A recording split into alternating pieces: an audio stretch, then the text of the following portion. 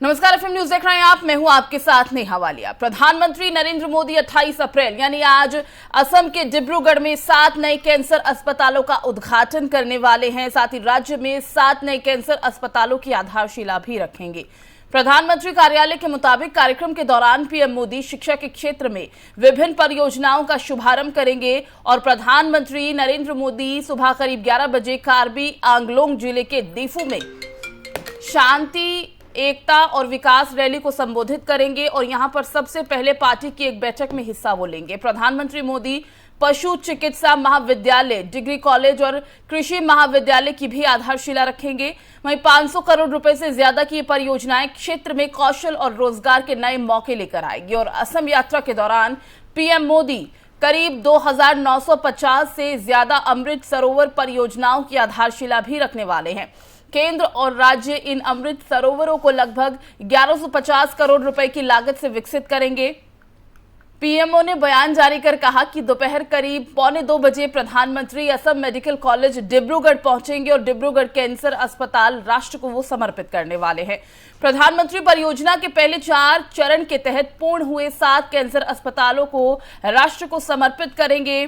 प्रधानमंत्री नरेंद्र मोदी 2 से 4 मई से 3 यूरोपीय देशों जर्मनी, डेनमार्क और फ्रांस की आधिकारिक यात्रा पर भी होंगे। विदेश मंत्रालय ने बुधवार को यह जानकारी दी। मंत्रालय ने कहा कि यह यात्रा व्यापक क्षेत्रों में सहयोग बढ़ाने और सरकारों के लिए क्षेत्रीय मुद्दों पर विचारों का आदान प्रदान करने का एक अवसर होगा।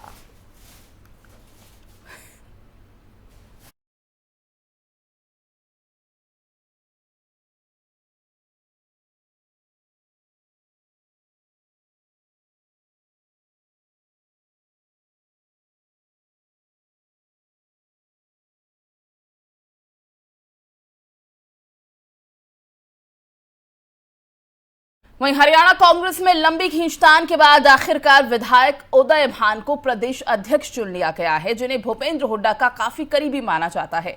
पार्टी के इस फैसले को हुड्डा की जीत के तौर पर देखा गया, लेकिन इस नियुक्ति के बाद अब एक बार फिर पार्टी में हलचल तेज हो चुकी है। पार्टी के सीनियर नेता कुलदीप बिश्नोई ने राहुल गांधी से जवाब मांगने की बात कही है।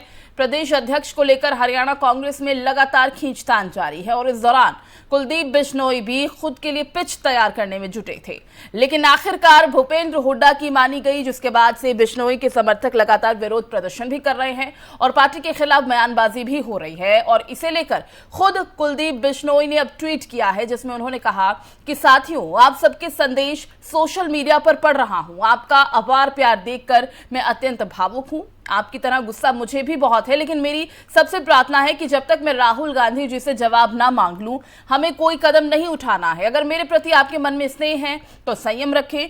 पूर्व मुख्यमंत्री भूपेंद्र सिंह हुड्डा के करीबी माने जाने वाले उदय भान को कांग्रेस ने हरियाणा प्रदेश अध्यक्ष चुना। वो दलित समुदाय से आते हैं। उन्होंने कुमारी शैलजा की जगह ली है। शैलजा ने पिछले दिनों कांग्रेस नेतृत्व को अपना इस्तीफा सौंप दिया था। उदय भान का हरियाणा की राजनीति में काफी चर्चित चेहरा वो रहे हैं और आया राम गया राम राजनीति के सूत्रधार माने जाने वाले गयालाल के वो बेटे हैं। हरियाणा में आया राम गया राम का मुहावरा दल बदल के पर्याय के रूप में 1960 के दशक में तब सुर्खियों में आया जब हरियाणा की हसनपुर विधानसभा सीट से विधायक गयालाल ने एक ही दिन में 3 बार पार्टी बदली थी।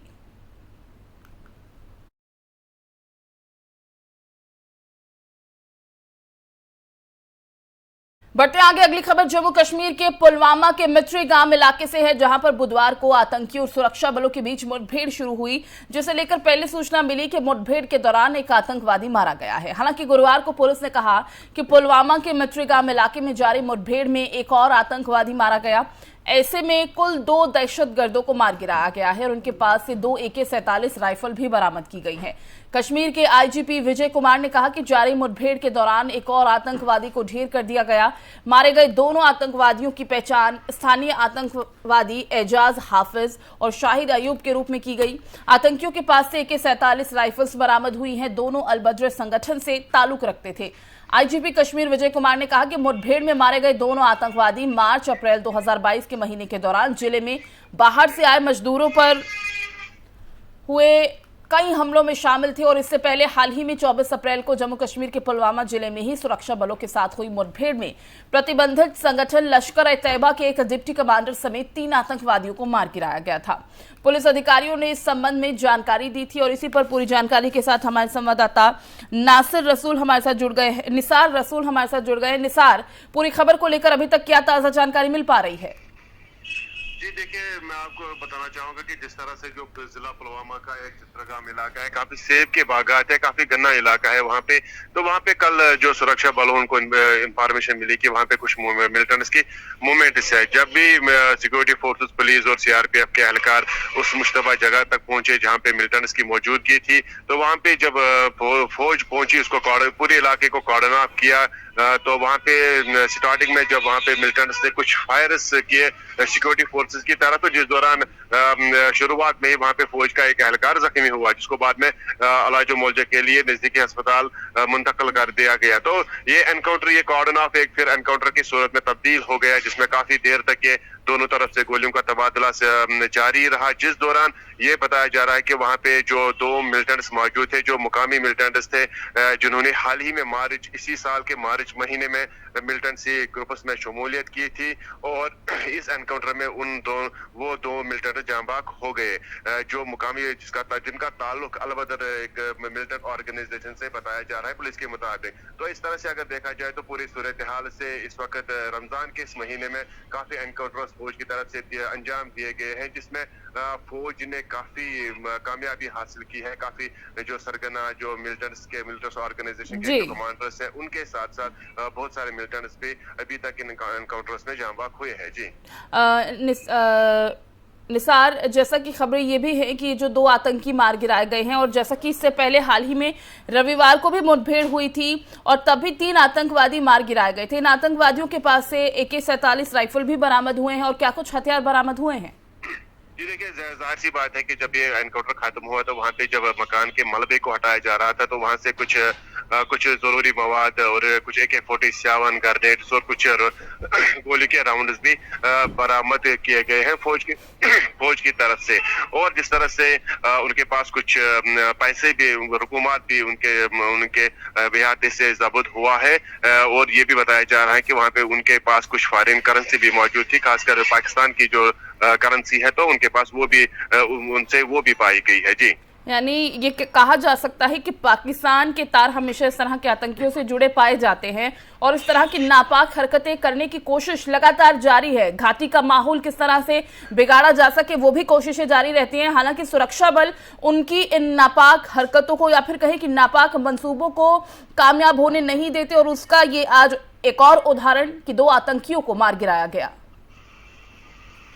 जाहिर सी बात है कि जिस तरह से जो यहाँ पे आतंकी जो मिलिटेंट्स अटैक्स होते हैं या मिलिटेंट्स ऑर्गेनाइजेशन है जो 90 से यहाँ पे सरगर्म है, चाहे हिज़्बुल मुजाहिदीन की बात की जाए, लश्कर-ए-तैयबा की बात की जाए, अल-बदर की बात की जाए, या बाकी जो मिलिटेंट्स ऑर्गेनाइजेशन यहाँ पे सरगर्म है 90 से लेकर आज तक, उनके जो सरपरस्ती की जा रही है वो बॉर्डर के उस पार से हो रही है, गाइडलाइन उस पार से आ रही है, और जाहिर सी बात है कि किसी न किसी तरीके से उनको फॉरेन सपोर्ट यहाँ पे मिलता है, ताकि यहाँ पे जो जिस तरह से जो यूथ है, अगर बात की जाए तो एजाज जो हाफिज है वो इंजीनियरिंग का तालिब इल्म था, इंजीनियरिंग को छोड़कर वो मार्च के महीने में मिलिटेंसी सफों में शामिल हुआ, तो किस तरह से उनको प्रयोग किया गया, किस तरह से उनको मिसगाइड कर दिया गया है कि वो मिलिटेंसी के सफों में शामिल हुआ। तो जाहिर सी बात है कि किसी न किसी तरीके से फॉरेन सपोर्ट यहाँ की मिलिटेंसी को जरूर है। जी चलिए, बहुत बहुत शुक्रिया आपका इस तमाम जानकारी के लिए निसार।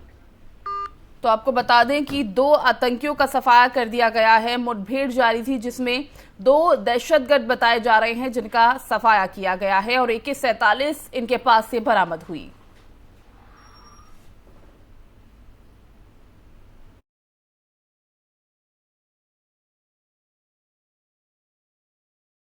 बढ़ते आगे, राष्ट्रीय राजधानी दिल्ली में कोरोना के नए मामलों में एक बार फिर से बढ़ोतरी देखी जा रही है। स्वास्थ्य विभाग की तरफ से शाम के करीब 7:30 बजे जारी किए गए आंकड़ों के मुताबिक पिछले 24 घंटों में 13,067 लोग कोरोना से संक्रमित हुए और 1 मरीज की मौत हुई है। इतने समय में 1042 मरीज संक्रमण से उभरे हैं। संक्रमण दर 4.5% दर्ज की गई है। शहर में मंगलवार को कुल 30,346 नमूनों की जांच की गई और इस समय 4,832 मरीजों का इलाज चल रहा है, जो 10 फरवरी के बाद से सबसे ज्यादा है। 10 फरवरी को सक्रिय मरीजों की जो संख्या है वो 5,438 थी और दिल्ली में अब तक 18,78,458 लोग कोरोना संक्रमित हुए हैं और इनमें से 18,47,456 लोग ठीक हो चुके हैं। 26,170 मरीजों की मौत हुई है और दिल्ली में मंगलवार को कोरोना वायरस से संक्रमण के 1,204 नए मामले सामने आए थे। संक्रमण दर 4.64% थी और सोमवार को 1,011 मामले सामने आए थे। संक्रमण दर 6.42% हो गई थी। बात रविवार की जाए तो 1,083 मामले सामने आए थे और सकारात्मकता जो दर थी वो 4.48% रही। शनिवार को यहां 1,094 नए मामले सामने आए थे, जबकि शुक्रवार को 1,042 मामले दर्ज किए गए थे।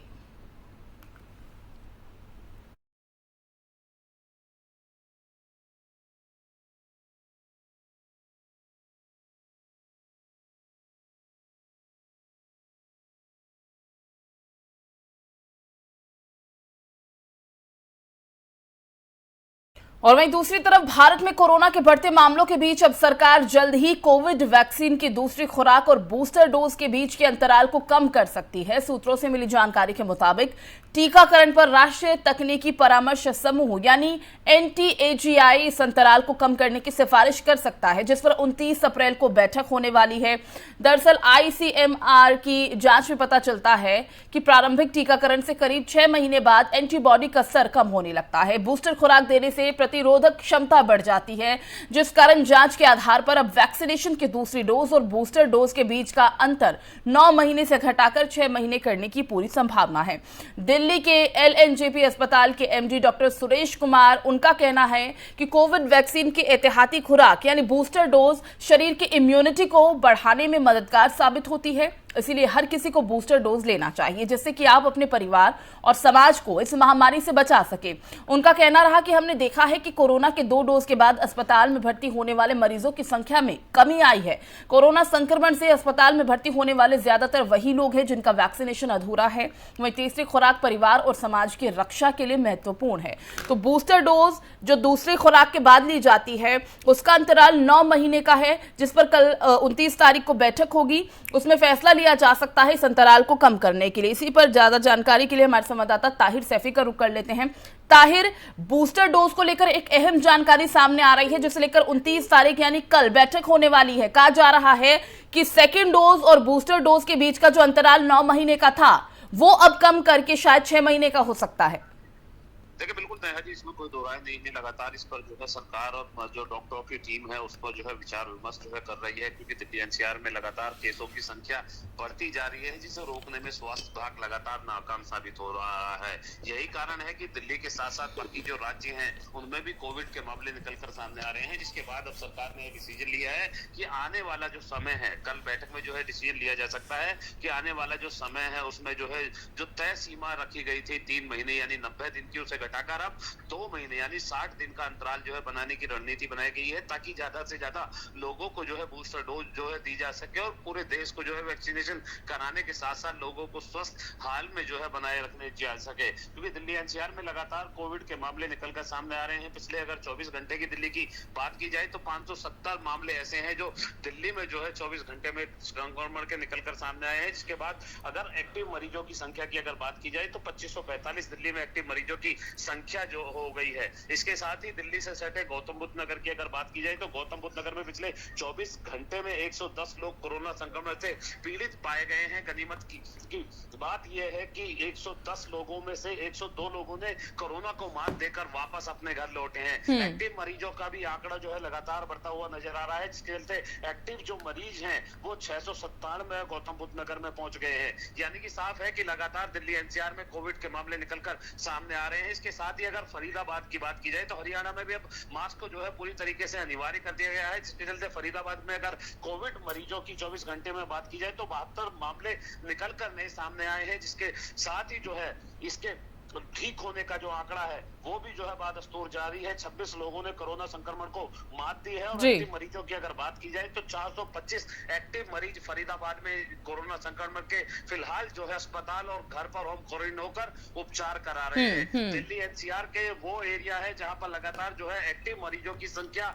बढ़ने के साथ साथ जो कोरोना संक्रमण के मामले हैं वो निकलकर सामने आ रहे हैं और यही चिंता का विषय है जो सरकार को सता रही है, क्योंकि लगातार बाहर से जो आने वाले लोग हैं वो पहले दिल्ली या तो एयरपोर्ट आते हैं या दिल्ली के अन्य राज्यों से होते हुए आते हैं या फिर मुंबई के माध्यम से आते हैं और यहाँ आने के बाद अपना रोजगार तलाश करते हैं या फिर अन्य जो घर की चीजें होती हैं या अपने काम के इस्तेमाल में जो लाने वाली चीजें होती हैं उनको लेकर लोग दिल्ली आते हैं और यही कारण है कि यहाँ पर कोरोना संक्रमण के निकलकर मामले लगातार सामने आ रहे हैं। हालांकि दूसरी तरफ जो वैक्सीनेशन का कार्य है वो भी चाहे उत्तर प्रदेश सरकार हो या दिल्ली सरकार हो, दोनों के द्वारा लगातार जो है किया जा रहा है ताकि ज्यादा से ज्यादा लोग जो है वैक्सीन ले सके और अपने को स्वस्थ कर सके। तो यानी ताहिर ये कहा जा सकता है कि जिस तरह से मामले लगातार बढ़ रहे हैं न सिर्फ दिल्ली हरियाणा में बल्कि अन्य राज्यों में भी, और जिस तरह से आपने बताया क्योंकि ये केंद्र है और ऐसे में लोग यहाँ पर आते जाते हैं चाहे वो रोजगार के पर्पज से हो या ट्रैवलिंग के पर्पज से, तो ऐसे में ये संक्रमण बढ़ने की जो दर है वो बढ़ जाती है, लोगों में संक्रमण ज्यादा फैलेगा। और ऐसे में जब मामले लगातार बढ़ते जा रहे हैं और दूसरी तरफ ये भी गनीमत है कि रिकवरी रेट भी है, रिकवरी भी जल्द हो रही है, लेकिन चिंता का विषय ये भी हो जाता है ताहिर जब ऐसे में एहतियात बरतने के लिए कहा जा रहा है, आए दिन मामले बढ़ रहे हैं लेकिन हम देख रहे हैं कि लोग अभी भी अलर्ट नहीं हैं, लोग अभी भी मास्क नहीं लगा रहे, 2 गज दूरी का पालन नहीं कर रहे हैं और ऐसे में उन्हें ये समझाना कितना मुश्किल हो जाता है जब पहली, दूसरी, तीसरी वेव का सामना हम सभी ने किया है और शायद अब हम उस कगार पे हैं कि चौथी लहर का भी सामना करना पड़ सकता है। देखिए बिल्कुल नेहा जी, इसमें कोई दो राय नहीं है। जिस तरीके से सरकार ने जो है मास्क को जो है हटाने के आदेश दिए थे उसके बाद जो है लगातार कोरोना संक्रमण के मामले निकलकर सामने आए, लगातार लोग जो है कोरोना संक्रमण की चपेट में आते हुए नजर आए। एक बार फिर से जो है उत्तर प्रदेश सरकार की बात हो, दिल्ली की हो या फिर हरियाणा की हो, तीनों ही राज्यों में जो है मास्क को अनिवार्य कर दिया गया है क्योंकि लगातार इन राज्यों में जो है कोरोना संक्रमण के मामले निकलकर सामने आ रहे थे। सरकार के आदेश के बावजूद भी यहाँ लोग जो है मास्क लगाते हुए नजर नहीं आते हैं। कई बार लोगों को टोका जाता है, उनके खिलाफ जो है प्रशासन के द्वारा कार्रवाई करते हुए उनका चालान भी किया जा रहा है, लेकिन उसके बावजूद भी लोगों की जो लापरवाही है वो लोगों पर ही भारी पड़ती हुई नजर आ रही है। यहाँ प्रशासन को ये भी देखना होगा कि जो लोग मास्क नहीं लगाते हैं उन्हें एक बार चालान करने के बाद उनके खिलाफ सख्त कार्रवाई करनी चाहिए ताकि दूसरे लोगों में कोरोना संक्रमण का खतरा ना बढ़ सके। इसके साथ ही गौतम बुद्ध नगर की अगर बात की जाए तो यहाँ देखने वाली बात यह है कि लगातार कोरोना संक्रमण के मामले निकलकर सामने आ रहे हैं, लेकिन उसके बावजूद भी प्रशासन के द्वारा और ना ही स्वास्थ्य विभाग के द्वारा सेक्टरों को सैनिटाइजर करने का काम किया जा रहा है, जिसके चलते लोगों में कोरोना संक्रमण का जहां खतरा तो फैल ही रहा है, लोगों में भय का भी माहौल बन जाता है। ऐसे में प्रशासन को चाहिए कि सेक्टरों के साथ साथ सार्वजनिक जो जगह हैं उनको जो है सैनिटाइजर किया जाना चाहिए बिल्कुल लोग कोरोना संक्रमण, यानी जो बेसिक गाइडलाइंस हम पहले फॉलो कर रहे थे उन्हें दोबारा फॉलो करने की जरूरत है और सबसे ज्यादा अलर्ट रहने की जरूरत है। बहुत बहुत शुक्रिया ताहिर इस तमाम जानकारी के लिए। तो आपको बता दें कि कोरोना के मामले लगातार बढ़ते जा रहे हैं, ऐसे में सभी को अलर्ट रहना, सतर्क रहना जरूरी है ताकि ये संक्रमण और ना बढ़े।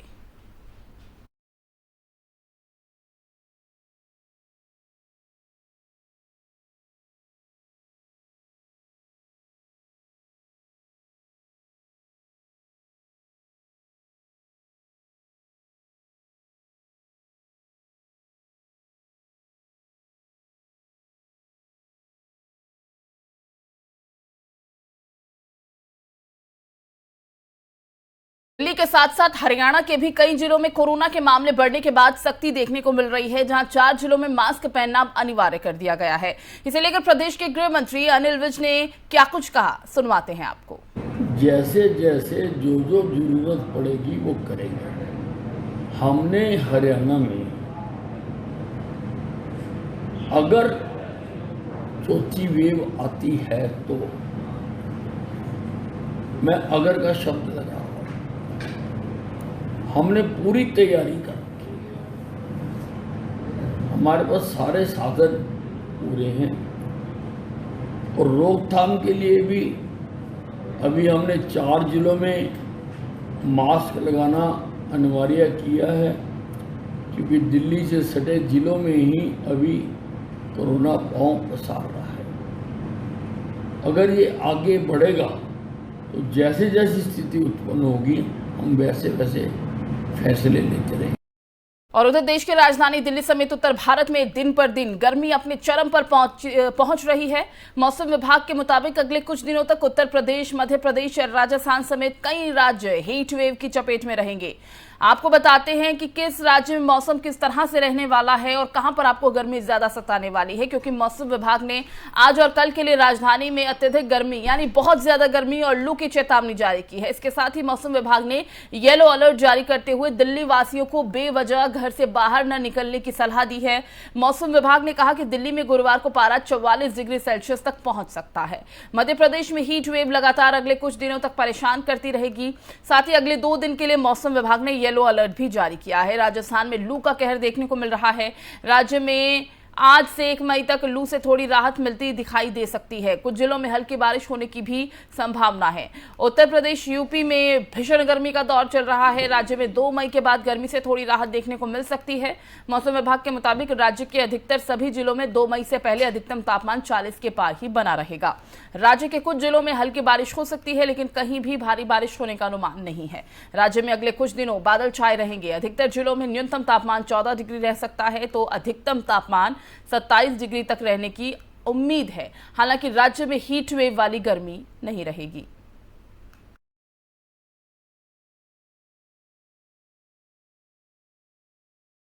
रूस और यूक्रेन के बीच 2 महीनों से भी ज्यादा का समय हो चुका है। युद्ध जारी है। शुरुआत में माना जा रहा था कि रूस के सामने यूक्रेन ज्यादा दिन टिक नहीं पाएगा, लेकिन अपने सहयोगियों की मदद से यूक्रेन अभी तक रूस को टक्कर दे रहा है। ऐसे में अब रूस ने गोले बारूद के साथ साथ साइबर हमले करने शुरू कर दिए हैं। माइक्रोसॉफ्ट कंपनी ने बुधवार को जारी एक रिपोर्ट में कहा कि रूसी सरकार समर्थित हैकर्स ने पिछले कुछ समय के दौरान यूक्रेन में दर्जनों संगठन पर साइबर हमला किया है, उनके डेटा को नष्ट कर दिया है और सूचनाओं का एक अराजक माहौल पैदा कर दिया है।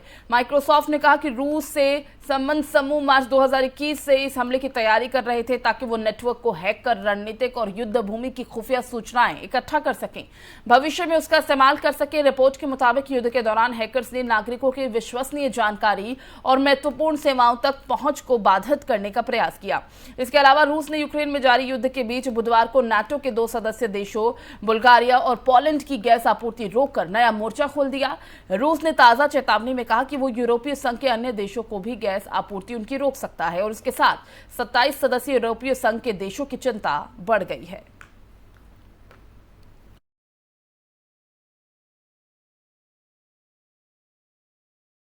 इस बुलेटिन में फिलहाल बस इतना ही। बाकी खबरों के लिए आप देखते रहिए FM न्यूज़। नमस्कार।